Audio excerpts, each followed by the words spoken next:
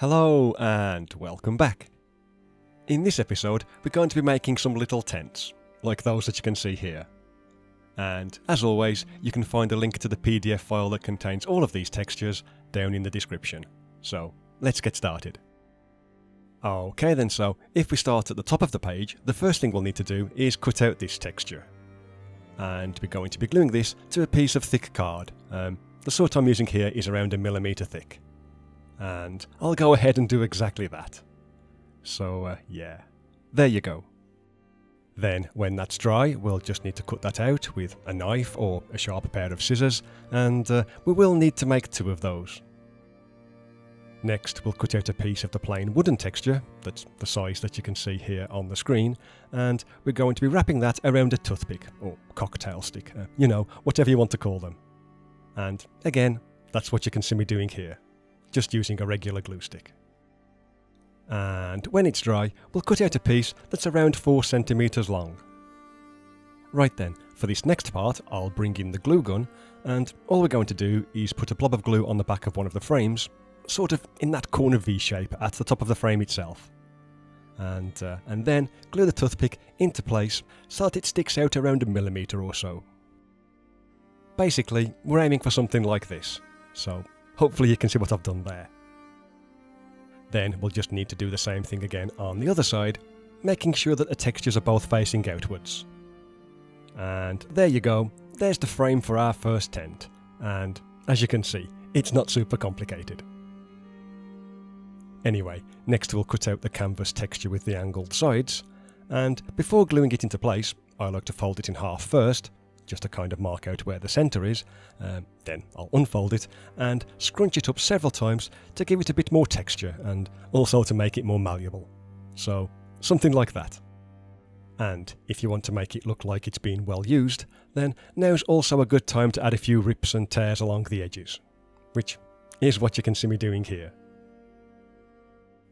Then what I like to do is use the glue stick to apply some glue to the top of the pole and kind of squash and fold the centre of the paper so that it fits in between the 2 end pieces, if that makes sense. Essentially, when we're done, we're aiming to have it end up looking something like this. Okay, so if I bring the glue gun back in, all we'll need to do now is add a thin line of glue along the inside edge of the paper and stick that down to the side of the frame. Maybe even wrapping the very edge of the paper around the side and on top of the wood texture if it sticks out a little bit.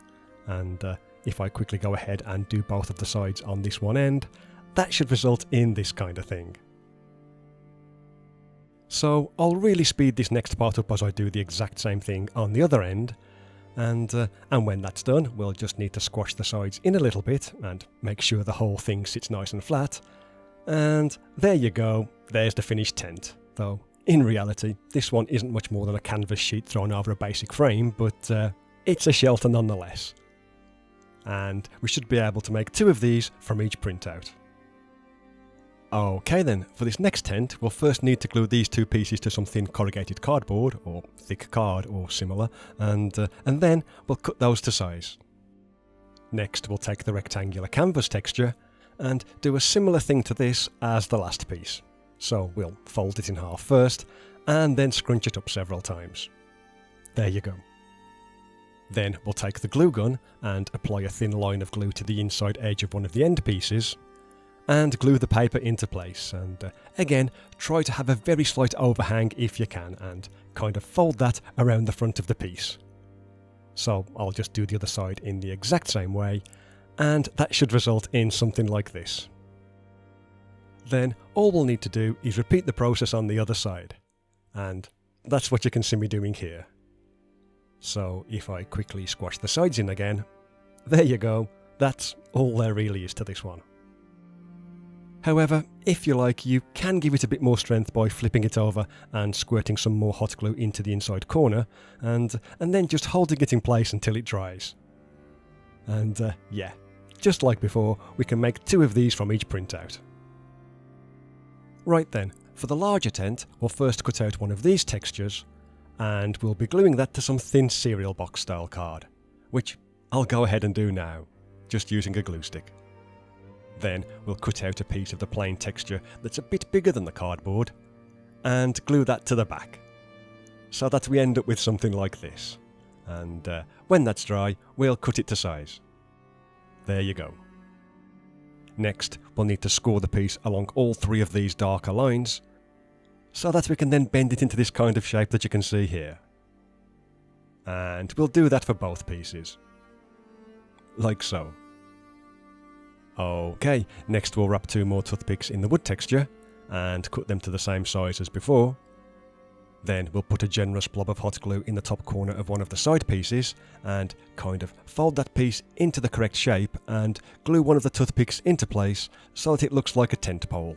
And if you're wondering, the piece is in the correct shape when it's folded in such a way that the 2 small end flaps, they're at a right angle to the table. That sentence will probably make a bit more sense when you're actually putting it together.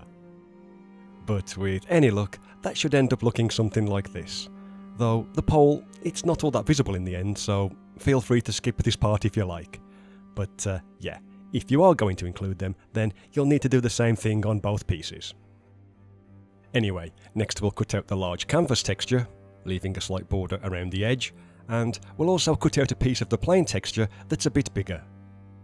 And it's then just a simple matter of gluing the canvas texture onto the back of the plain pattern, so that we end up with a double-sided piece like the one that you can see here, which we can then cut to size. So yeah, something like that. Then we can scrunch that up, just like we did with the other 2 tents, and then flatten it back out again. Next, using a glue stick, we'll apply some glue to one of the small flaps that doesn't have the rope pattern, and we'll stick that to the side of the canvas that doesn't have the circular holes. Hopefully that makes sense. And we'll also do the same thing on the other side as well. So yeah, that's all I'm doing here. And as you can see, this is the kind of thing that we're trying to achieve. Okay, next we'll take another toothpick. We'll not be seeing this one, so there's no need to cover it in a texture. And we'll just add a couple of blobs of hot glue on top of our little tent poles and glue this across the top. Though I do like to fold the front of the canvas down, just to make sure that it dries roughly in the right position. Plus, it also allows me to see how much of the toothpick I need to trim away, which I'll just do here with a pair of clippers. So here's how it looks at this stage, and yeah, that's the main part of the tent done. And if we bend the side back over, we can add some hot glue to the toothpick and glue the top down a bit more securely.